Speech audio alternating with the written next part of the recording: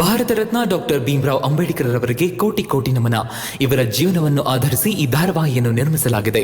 ರಾಷ್ಟ್ರಕ್ಕೆ, ರಾಷ್ಟ್ರದ ಜನರಿಗೆ ಅಂಬೇಡ್ಕರರ ಕೊಡುಗೆ ಅಪಾರ. ಹಲವಾರು ಅಧಿಕೃತ ಪುಸ್ತಕಗಳನ್ನು ಆಧರಿಸಿ ಈ ಕಥೆಯನ್ನು ತಮ್ಮ ಮುಂದೆ ಇಡಲಾಗಿದೆ. ಈ ಧಾರಾವಾಹಿಯನ್ನು ವಾಹಿನಿಯು ನಿಷ್ಠೆಯಿಂದ ನಿರ್ಮಿಸಿದ್ದು, ಬಾಬಾ ಸಾಹೇಬರ ಜೀವನ ಮತ್ತು ಸವೆಸಿದ ಹಾದಿ ಪ್ರತಿಯೊಬ್ಬರಿಗೂ ಸ್ಫೂರ್ತಿ ನೀಡುತ್ತದೆ ಎಂಬುದನ್ನು ವಾಹಿನಿಯು ಬಲವಾಗಿ ನಂಬಿದೆ.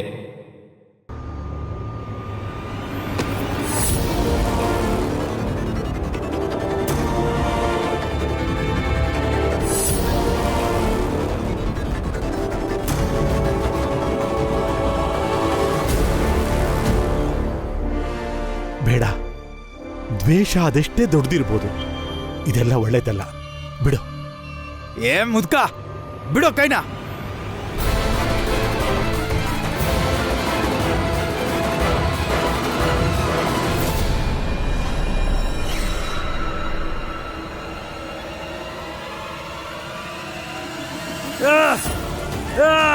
ಅಯ್ಯೋ, ಶಿಶುಪಾಲ, ಅಪ್ಪ ಅಪ್ಪ ನನ್ ಕಣ್ಣು. ಯಾರಾದ್ರೂ ನೀರ್ ತಗೊಂಬನ್ನಿ. ಅಯ್ಯೋ, ಯಾರಾದ್ರೂ ನೀರ್ ತಂದ್ಕೊಡಿ. ನೀರ್ ತಗೊಂಬನ್ನಿ, ನೀರು. ಅಪ್ಪ ಅಪ್ಪ ಮೊದಲು ಆಸ್ಪತ್ರೆಗೆ ಕರ್ಕೊಂಡು ಹೋಗೋಣ. ಏನ್ ನೋಡ್ತೀರಾ? ಕರ್ಕೊಂಡು ನಡೀರಿ. ಅಯ್ಯೋ, ಸರಿ ಹೋಗುತ್ತೆ ಮಗನೆ, ಸರಿ ಹೋಗುತ್ತೆ. ಗಾಬರಿ ಆಗ್ಬೇಡ ನೀನು. ಏ ಬಾಬಾ, ತಪ್ಪು ಮಾಡ್ಬಿಟ್ಟೆ ನೀನು, ತಪ್ಪು ಮಾಡ್ಬಿಟ್ಟೆ.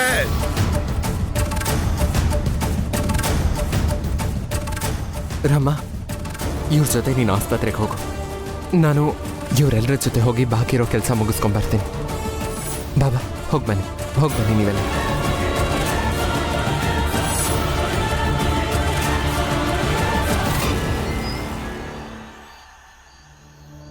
ಶಿಶುಪಾಲ, ಉರಿ ಕಮ್ಮಿ ಆಯ್ತೇನಪ್ಪ?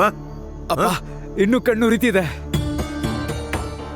ಸರಿ ಹೋಗುತ್ತೆ ಮಗನೆ, ಸರಿ ಹೋಗುತ್ತೆ. ನೀನ್ ಭಯ ಪಡಬೇಡ, ಶಾಂತವಾಗಿರು, ನಾನು ನೋಡ್ತೀನಿ. ಡಾಕ್ಟರ್ ಸಾಹೇಬ್ರೆ, ನೋಡಿ ನನ್ನ ಮಗನಿಗೆ ಇನ್ನೂ ಕಣ್ಣು ಉರಿತಿದೆ ಅಂತೆ. ಸ್ವಲ್ಪ ನೋಡಿ ಬನ್ನಿ. ನೋಡಿಪ್ಪ, ನೋಡಿ.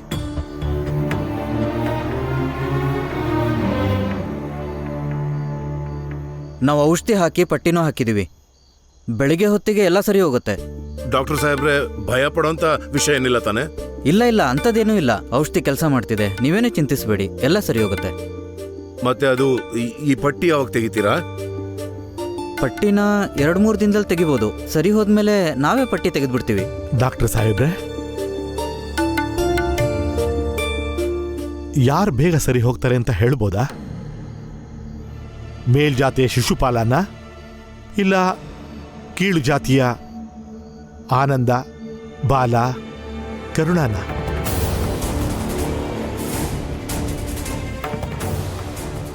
ನೋಡಿ, ಸಮಸ್ಯೆ ಒಂದೇ ರೀತಿ ಇರೋದ್ರಿಂದ ಸರಿ ಹೋಗೋ ಸಮಯನೂ ಒಂದೇ ಆಗಿರುತ್ತೆ. ನೀವಿನ್ ಹೊರಡ್ಬೋದು. ನೀವು ಹೊರಡ್ಬೋದು. ಮಾವ ಬನ್ನಿ.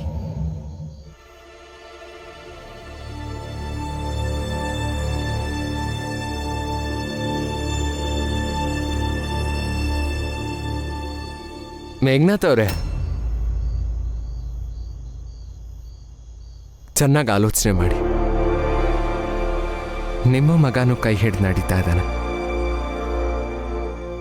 ಈ ಕಡೆ ನನ್ನ ಕುಟುಂಬದವರು ಕೈ ಹಿಡಿದು ನಡೀತಾ ಇದ್ದಾರೆ.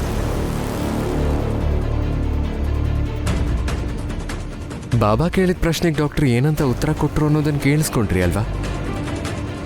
ಸಮಸ್ಯೆ ಒಂದೇ ರೀತಿ ಇದೆ ಅಂದಮೇಲೆ ಸರಿ ಹೋಗೋದಕ್ಕೆ ಬೇಕಾಗೋ ಸಮಯ ಕೂಡ ಒಂದೇ ಆಗಿರುತ್ತೆ. ಇದರ ಅರ್ಥ ಏನು ಅಂದರೆ, ನಮ್ಮಿಬ್ಬರ ನಡುವೆ ಪ್ರತಿಯೊಂದು ಕೂಡ ಸಮಾನವಾಗಿದೆ. ಬರೀ ನಿಮ್ಮ ಅಹಂಕಾರ ಸ್ವಲ್ಪ ಹೆಚ್ಚಿದೆ ಅಷ್ಟೆ. ಮತ್ತಿದ್ದೀನಿ, ನಾನು ಬಹಳ ಸಮಯದಿಂದ ನಿಮ್ಗೆ ಹೇಳ್ತಾ ಇದ್ದೀನಿ, ನಿಮಗಷ್ಟೇ ಅಲ್ಲ, ಪ್ರತಿಯೊಬ್ಬರಿಗೂ ನಾವೆಲ್ಲ ಒಂದೇ. ಜಾತಿ ಹೆಸರಲ್ಲಿ ಭೇದ ಭಾವ ಮಾಡಿ ಜಗಳ ಆಡಿ ಹೊಡೆದಾಡ್ಕೊಳ್ಳೋದು ತಪ್ಪು ಅಂತ.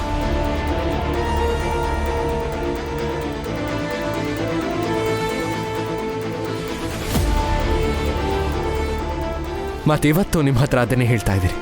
ಆ ಪತ್ರಿಕೆ ಕಚೇರಿಯಲ್ಲಿ ಮತ್ತೆ ನನ್ನ ಕೆಲಸ ಮಾಡೋ ಅವಕಾಶ ಮಾಡಿಕೊಡಿ. ನನಗೂ ನನ್ನ ಜಾತಿಯವ್ರಿಗೂ ಕಿಂಚಿತ್ತಾದ್ರೂ ನಂಬಿಕೆ ಬರಲಿ, ಯಾವುದೋ ಒಂದ್ರಲ್ಲಿ ನಮ್ಗೆ ಹಕ್ಕು ಸಿಕ್ಕಿದೆ ಅಂತ. ಆವಾಗ ನಮ್ಮ ಜಗಳ ಕೂಡ ಅಂತ್ಯ ಆಗುತ್ತೆ. ಇಲ್ಲ ಅಪ್ಪ, ಇವನ್ ಮಾತು ಕೇಳಕ್ ಹೋಗ್ಬೇಡಿ. ಆಯ್ತು ಬನ್ನಿ, ಆಯ್ತು, ಹಾಗೆ ಮಾಡೋಣ. ನೀನ್ ಶಾಂತವಾಗಿರು. ಭೀಮರಾವ್, ಈ ಮೇಲ್ವರ್ಗ ಕೀಳ್ವರ್ಗ ಎಲ್ಲ ಒಂದೇ ಅಂತ ಪಾಠ ಹೇಳೋದ್ ಬಿಡು. ನೀನ್ ಠಾಣೆಗೆ ಹೋಗು, ದೂರ್ ಕೊಡು. ನನ್ನ ಮಗನ ವಿರುದ್ಧ ರಿಪೋರ್ಟ್ ಬರ್ಸು, ಅಷ್ಟಕ್ಕೆ ಲಾಯಕ್ ನೀನು. ಮತ್ತೆ ನಿನ್ ಕೆಲ್ಸದ ಬಗ್ಗೆ ಅಂದ್ಯಲ್ಲ, ಕೆಲ್ಸ ಸಿಗೋದು ಕನ್ಸು ಅನ್ಕೊಂಬಿಡು. ಯಾಕೆ ಅಂದ್ರೆ ಅದು ಯಾವತ್ತೂ ಸಿಗಲ್ಲ. ನಡಿ ಮಗ. ನಿಮ್ಮ ಬಗ್ಗೆ ಗೊತ್ತಿರೋದೆ, ಆದರೂ ಕೂಡ ಒಂದ್ಸಲ ಮಾತಾಡಿ ಅರ್ಥ ಮಾಡ್ಸೋಣ ಅಂತ ಪ್ರಯತ್ನ ಪಟ್ಟೆ, ಮತ್ತೆ ಸೋತ್ ಹೋದೆ. ನನ್ಗಿನ್ನೂ ಅಂತ ಸ್ಥಿತಿ ಬಂದಿಲ್ಲ. ನಿನ್ನಂತ ವ್ಯಕ್ತಿಯಿಂದ ಹೇಳ್ಸ್ಕೊಳ್ಳೋಕೆ ಯಾವ್ದು ತಪ್ಪು ಯಾವ್ದು ಸರಿ ಅಂತ. ಮೇಲಾಗಿ ಈ ಹೋರಾಟ ಈಗ ತಾನೇ ಶುರು ಆಗಿರೋದು. ನೋಡ್ತಾ ಇರು ಇದನ್ನ ಎಷ್ಟು ದೊಡ್ಡದಾಗಿ ಮಾಡ್ತೀನಿ ಅಂತ. ಮತ್ತೆ ಇವತ್ತು ಹೋರಾಟದ ಲೆಕ್ಕಾಚಾರ ತಗೊಂಡ್ರೆ ನಮ್ ಕಡೆ ಒಬ್ನೇ ಸಿಪಾಯಿ ಗಾಯ ಆಗಿರೋದು, ನಿಮ್ ಕಡೆ ಮೂರ್ ಜನ.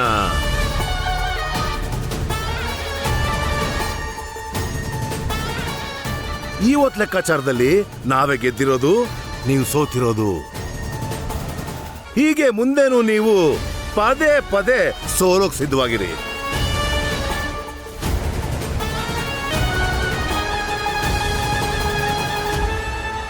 ಬಾ ಮಗ, ನಿಧಾನವಾಗಿ. ವೀರ ಕಾಣೋ ನೀನು. ಶಭಾಷ್.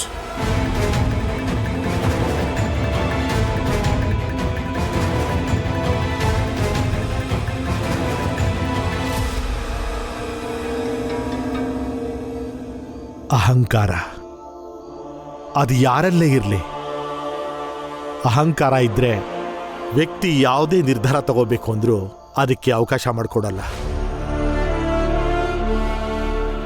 ಅವ್ರಿಗೆ ಮೇಲ್ಜಾತಿ ಅನ್ನೋ ಅಹಂ ಇದೆ. ಹೋರಾಡು ಭೀಮಾ, ಹೋರಾಡು.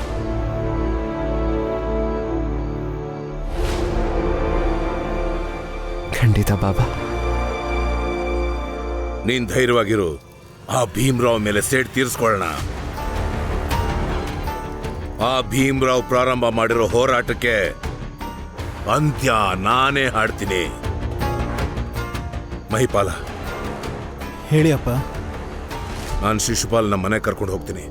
ನೀನ್ ಈಗಿಂದ ಈಗ್ಲೇ ಆ ಕೀಳುವರ್ಗದವ್ರ ಹತ್ರ ಹೋಗು. ನಾನು ಈಗ ಏನ್ ಹೇಳ್ತೀನೋ ಅದೇ ತರ ಮಾಡು. ಆಮೇಲೆ ನೋಡ್ತೀನಿ ನಾಳೆಯಿಂದ ಪೊರ್ಕೆ ಕ್ರಾಂತಿನ ಹೇಗ್ ಮುಂದುವರಿಸ್ತಾನೆ ಭೀಮ್ರಾವ್ ಅಂತ. ನಾಳೆ ಬೆಳಗ್ಗೆನೆ ಅವನ್ ಪೊರ್ಕೆಗಳಿಗೆಲ್ಲ ಬೆಂಕಿ ಇಟ್ಬಿಡ್ತೀನಿ. ಬಾಬಾ, ನಾನು ಯಾವತ್ತೂ ಅಂದ್ಕೊಂಡಿರ್ಲಿಲ್ಲ ಈ ಕ್ರಾಂತಿ ಒಂದು ಆಂದೋಲನವಾಗುತ್ತೆ ಅಂತ.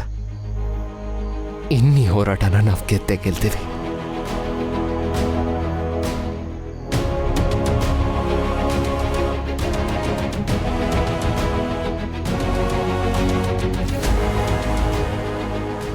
ನನಗೆ ವಿಶ್ವಾಸ ಇದೆ, ನಮ್ಮ ಒಗ್ಗಟ್ಟೆ ಈ ಹೋರಾಟನ ಗೆಲ್ಲಿಸುತ್ತೆ. ಯಾಕಂದ್ರೆ ಈ ಹೋರಾಟದಲ್ಲಿ ನಮ್ಮ ಜೊತೆ ಸಾಕಷ್ಟು ಕೈಗಳು ಸೇರಿದೆ. ನಾವು ಯಾವುದನ್ನ ಬೇಕಾದರೂ ಅಸ್ತ್ರವಾಗಿ ಉಪಯೋಗಿಸ್ಕೋಬಹುದು, ಆದರೆ ಅದನ್ನು ಉಪಯೋಗಿಸೋ ಹಿಂದಿನ ಉದ್ದೇಶ ಯಾವಾಗಲೂ ಸರಿಯಾಗಿ ಇರಬೇಕು ಮತ್ತೆ ಶಕ್ತಿಯುತವಾಗಿರಬೇಕು. ಹಾಗೆ ಮಾವ, ಇನ್ನೊಂದು ವಿಷಯ ಇದೆ. ನಮ್ಮಲ್ಲಿ ಒಗ್ಗಟ್ಟಿದ್ರೆ ಯಾವುದೇ ಶಕ್ತಿ, ಯಾವುದೇ ಭಾವನೆ ನಮ್ಮನ್ನ ಬಗ್ಸಕ್ಕಾಗಲ್ಲ. ಇದು ಸಣ್ಣ ಉದಾಹರಣೆ ಅಷ್ಟೇ, ಇವರನ್ನ ಕೆಲ್ಸದಿಂದ ಕಿತ್ತಾಕಿದ್ದಾರೆ ಅನ್ನೋದು. ಇವತ್ತೀ ಘಟನೆ ನಮ್ಮಲ್ಲಿ ಸ್ವಾಭಿಮಾನ ಎಚ್ಚೆತ್ಕೊಂಡಿದೆ. ನಿಜ ಹೇಳಬೇಕಂದ್ರೆ ನನಗೆ ತುಂಬ ಸಂತೋಷ ಆಗ್ತಾ ಇದೆ.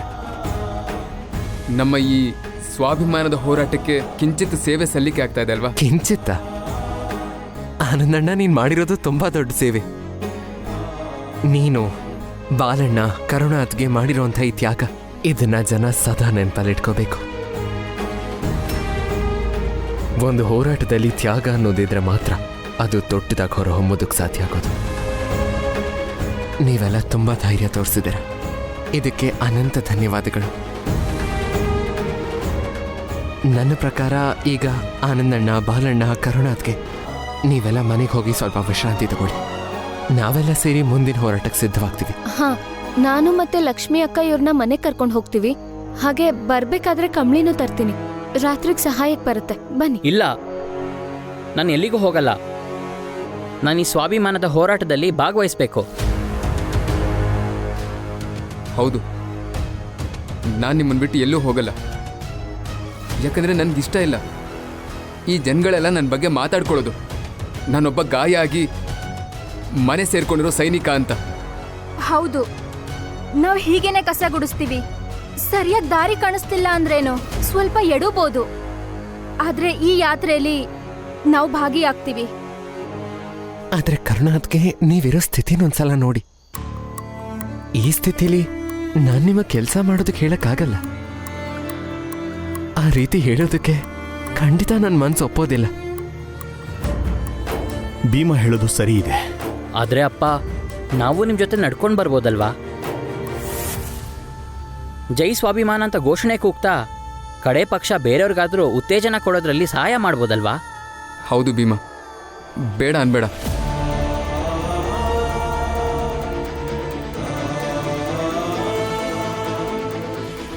ಸರಿ, ಬನ್ನಿ. ಬನ್ನಿ.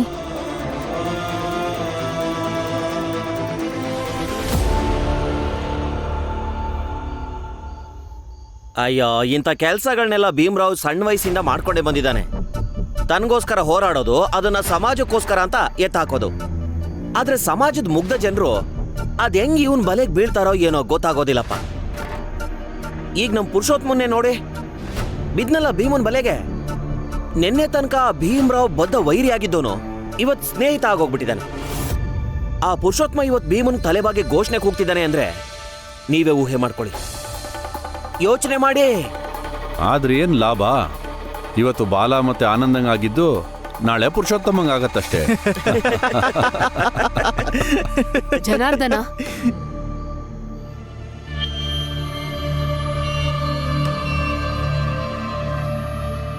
ನೀವೆಲ್ಲ ಸ್ವಾಭಿಮಾನದ ಸಂಘರ್ಷನ ಬಿಟ್ಟು ಇಲ್ಲಿ ಹರಟೆ ಓಡ್ಕೊಂಡು ಕೂರೋದ್ರ ಬದಲು ನೀವು ಆನಂದ ಬಾಲಂತರ ಏನಾದ್ರೂ ಮಾಡಿ ತೋರಿಸಿ.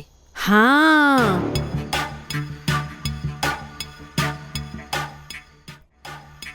ಇವತ್ ಸರಿಯಾಗಿ ಮಾತಾಡಿದ್ರು ನೋಡಿ. ಒಬ್ಬ ಅಣ್ಣನ ಮಗನ ಗೆಲ್ಸೋದಕ್ಕೋಸ್ಕರ ಇಡೀ ಸಮಾಜನೇ ತ್ಯಾಗ ಮಾಡೋ ಅಂತ ಹೆಂಗ್ಸಿದು.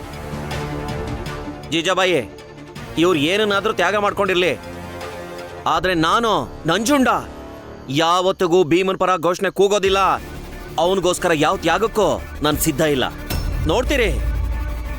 ನಾನು ಸಹ ಒಂದ್ ವಿಷಯನ ಕಿವಿ ಕೊಟ್ಟು ಕೇಳಿ, ನಾವೆಲ್ಲರೂ ಜೀಜಾಬಾಯಿ ಪರವಾಗಿರೋರು.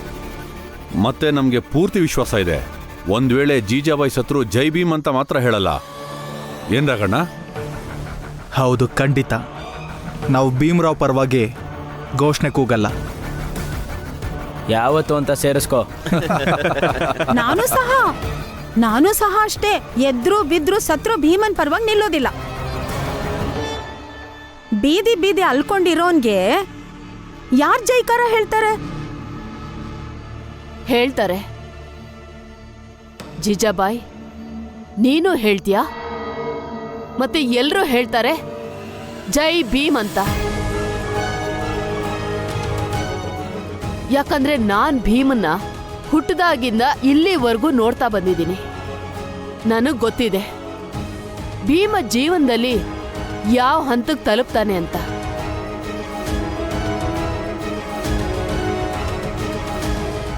ಮೀರಾಬಾಯಿ, ನಾನು ನೋಡ್ಕೊಂಡೇ ಬಂದಿದ್ದೀನಿ. ಸಂತೋಷ ಪಡಿ, ಇನ್ನು ನಿಮ್ ಭೀಮ್ರಾವ್ ಜೀವಂತವಾಗಿ ಇದ್ದಾನಲ್ಲ ಅಂತ. ಯಾಕೆ ಅಂದ್ರೆ ಅವನು ಮೇಲ್ನವ್ರ ವಿರುದ್ಧವಾಗಿ ಹೋರಾಟ ಮಾಡ್ತಿದ್ದಾನಲ್ಲ, ಗೊತ್ತಿಲ್ಲ ಯಾವತ್ ಸಾಯ್ತಾನೋ ಅಂತ. ನಂಜುಂಡಣ್ಣ ಇಷ್ಟ ದಿನ ಹೆಂಗೋ ಬದುಕೊಂಡ್ಬಿಟ್ಟ ಅವನು. ಅದು ಸರಿನೇ. ನಮ್ಮೆಲ್ರೂ ಅದೃಷ್ಟ ಚೆನ್ನಾಗಿದೆ. ಭೀಮ್ನಂತವನು ನಮ್ಮ ಮಧ್ಯೆ ಇದ್ದಾನೆ, ಮತ್ತೆ ನಮ್ ಜಾತಿಲ್ ಹುಟ್ಟಿದಾನೆ ಅಂತ. ನಿಮ್ ಬಗ್ಗೆ ನನಗ್ ಗೊತ್ತಿಲ್ಲ, ಆದ್ರೆ ನಾನು ಭೀಮನ ಅತ್ತೆಯಾಗಿ ತುಂಬಾ ಹೆಮ್ಮೆ ಇದೆ.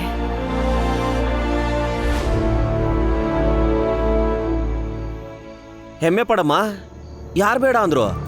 ಹೆಮ್ಮೆ ಪಡೋ.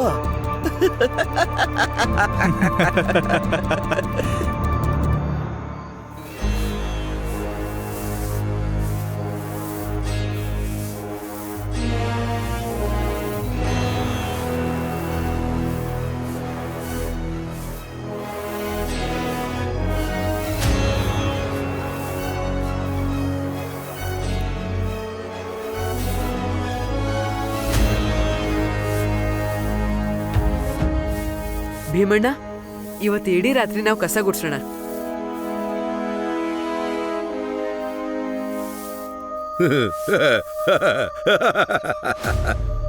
ಇಡೀ ರಾತ್ರಿ ಕಸ ಗುಡಿಸ್ತಾರಂತ ಅವರು.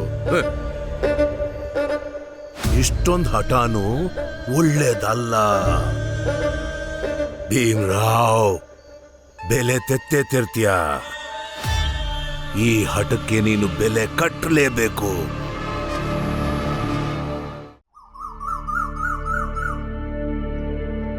ಪುರುಷೋತ್ತಮಣ್ಣ, ನೀವು ನಮ್ಮ ಕಡೆ ಬಂದದ್ದು ನೋಡಿ ನನಗೆ ಬಹಳ ಸಂತೋಷ ಆಯಿತು. ಸ್ವಲ್ಪ ತಡ ಆದರೂ ಕೂಡ ನಿಮಗೆ ಅರ್ಥ ಆಯ್ತಲ್ಲ ಈ ಹೋರಾಟದ ಮಹತ್ವ, ನಮ್ಮ ಜಾತಿಯ ಹೋರಾಟದ ಮಹತ್ವ. ಈ ಹೋರಾಟ ನಮ್ಮ ಜನಗಳಿಗೋಸ್ಕರ. ನನಗೆ ನೀವು ಕೇವಲ ಒಂದೇ ವಿಷಯ ಅರ್ಥ ಮಾಡಿಕೊಂಡ್ರೆ ಸಾಕು. ಮೂರ್ತಿ ಬಹಳ ಪ್ರಜ್ಞಾವಂತಾಗಿದ್ದಾನೆ. ತನ್ನ ತಾಯಿಗೆ ಅವನು ಎಷ್ಟು ಪ್ರೀತಿ ಕೊಡ್ತಾನೋ ಅಷ್ಟೇ ಪ್ರೀತಿನ ಅವನು ತನ್ನ ತಂದೆಗೂ ಕೊಡ್ತಾ ಇದ್ದಾನೆ. ಇಲ್ಲಾಂದ್ರೆ ನಿಮ್ಮನ್ನ ಠಾಣೆಯಿಂದ ಯಾಕೆ ಬಿಡಿಸ್ತಿದ್ದ ಹೇಳಿ? ತಗೊಳ್ಳಿ. ನೀವ್ ದಯವಿಟ್ಟು ಮೂರ್ತಿ ಭಾವನೆಗಳನ್ನ ಅವನ ಅವಶ್ಯಕತೆನ ಅರ್ಥ ಮಾಡ್ಕೊಳ್ಳಿ. ಬಲವಂತ ಮಾಡಬೇಡಿ ಅವನಿಗೆ. ಅವನಿಗೆ ಓದಕ್ ಬಿಡಿ, ಮುಂದೆ ಬರಕ್ ಬಿಡಿ. ಅವನಂತ ಹುಡುಗರು ಓದಿದ್ಮೇಲೆನೆ ಸಮಾಜದ ಬೇಡಿನ ಬಿಡ್ಸಕ್ಕಾಗೋದು, ನಮಗ್ ಸ್ವತಂತ್ರ ಸಿಗೋದು. ನಿನ್ ಮಾತು ನಿಜ ಭೀಮ್ರಾವ್. ಇನ್ಮುಂದೆ ನಾನು ಮೂರ್ತಿಗೆ ಬಲವಂತ ಮಾಡಲ್ಲ.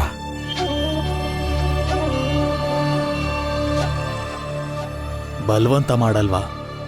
ಮತ್ ನನ್ನ ದುಡ್ಡು ಇರೋ, ಏನ್ ಮಾಡ್ತೀನಿ ನೋಡು. ನಿಮ್ಗೆ ಅರ್ಥ ಆಗಿದ್ದು ಒಳ್ಳೇದಾಯ್ತು.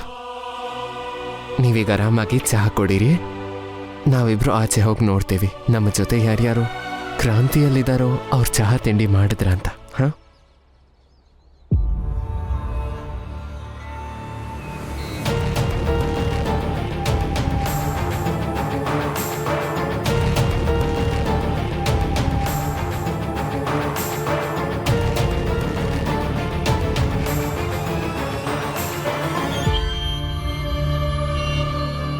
ಪುರುಷೋತ್ತಮ, ಮದುವೆ ವಿಷಯ ಏನಾಯ್ತು?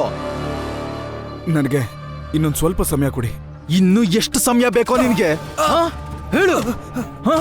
ಇಲ್ಲ ಅಂದ್ರೆ ನನ್ ದುಡ್ಡು ವಾಪಸ್ ಕೊಡು. ದುಡ್ಡು ಕೊಡ್ಲಿಲ್ಲ ಅಂದ್ರೆ ಈ ಪೊರ್ಕಲೆ ಹೊಡ್ಸಾಯಿಸ್ಬಿಡ್ತೀನಿ ಮಗನ. ಮದ್ವೆ ಮಾಡಿಸೋದಿಕ್ಕೆ ಇನ್ನೊಂದು ದಾರಿ ಇದೆ.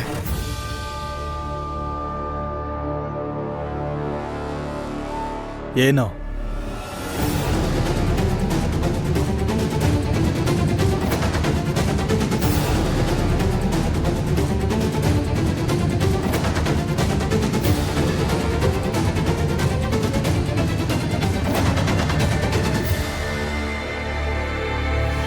ಆದ್ರೆ ಮಕ್ಕಳು ನೀ ಕೆಲ್ಸಕ್ಕೆ ತರೋದು ಸರಿನಾ? ಪ್ರಯತ್ನ ಪಡೋಣ. ನಾನು ನನ್ನ ಮಗನ ಕಳಿಸ್ತೀನಿ, ನೀವು ನಿಮ್ಮ ಮಗಳನ್ನ ಕಳಿಸಿ. ಅಮ್ಮ, ಇವಾಗ ನಿಮಗೆ ಖುಷಿ ಆಯ್ತಾ ಅಪ್ಪ ನಮ್ಮ ಜೊತೆ ಬಂದಿರೋದು? ಹಾ ಮಗ್ನೆ, ನಿಜವಾಗ್ಲೂ ಸಂತೋಷ ಆಗ್ತಿದೆ. ಅಲ್ದೆ ಮಗು ನೀನ್ ತುಂಬಾ ಬುದ್ಧಿವಂತ ಆಗಿದೆ ಕಣಪ್ಪ. ಮುಂದೇನು ನೀವಿಬ್ರು ಹೀಗೆ ಚೆನ್ನಾಗಿ ಒಟ್ಟಿಗೆ ಇರೋ ಥರ ಆಗ್ಲಿ, ನನಗಷ್ಟೇ ಸಾಕು. ಅಲ್ದೆ ಮೂರ್ತಿ, ನನಗಿದಕ್ಕಿಂತ ಖುಷಿ ಆಗ್ತಿರೋದು ನಿಮ್ಮ ತಂದೆ ಭೀಮನ್ ಮಾತನ್ನ ಸರಿ ಅಂತ ಒಪ್ಪಿರೋದು. ಹೌದು ಅಮ್ಮ, ಭೀಮಣ್ಣ ಇರೋದೇ ಹಾಗೆ. ಇವತ್ತಲ್ಲ ನಾಳೆ ಎಲ್ರೂ ಅವ್ರ ಮಾತನ್ನ ಒಪ್ಕೊಂಡೇ ಒಪ್ಕೋತಾರೆ. ಹೌದು ಮಗು, ನೀನು ಚೆನ್ನಾಗಿ ಓದಿ ಭೀಮನ್ ತರ ಆಗ್ಬೇಕು. ಭೀಮನ್ ವಠಾರದಲ್ಲಿರೋ ಹೆಮ್ಮೆ ಜೊತೆಗೆ ನಿನಗ್ ತಾಯಿ ಅನ್ನಿಸ್ಕೊಳ್ಳೋ ಹೆಮ್ಮೆನೂ ಸೇರ್ಲಿ ನನಗೆ. ಬಾ, ಎಲ್ರೂ ಗುಡ್ಸಕ್ ಬಂದ್ರು. ಬಾ ಮೂರ್ತಿ.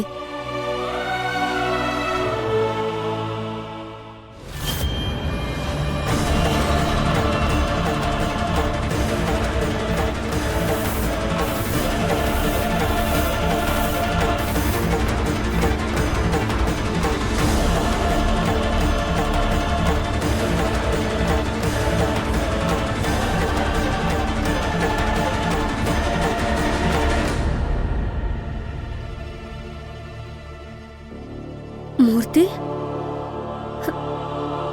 ಮೂರ್ತಿ,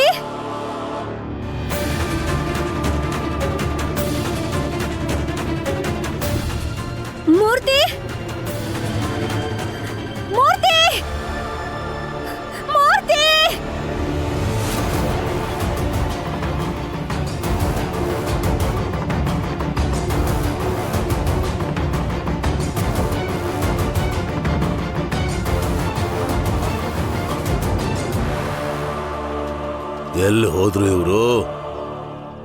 ಇಷ್ಟೊತ್ತಿಗಾಗ್ಲೇ ಬರ್ಬೇಕಿತ್ತಲ್ಲ. ಏನ್ ಮಾಡ್ತಿದ್ದಾರೆ ಇಬ್ರು?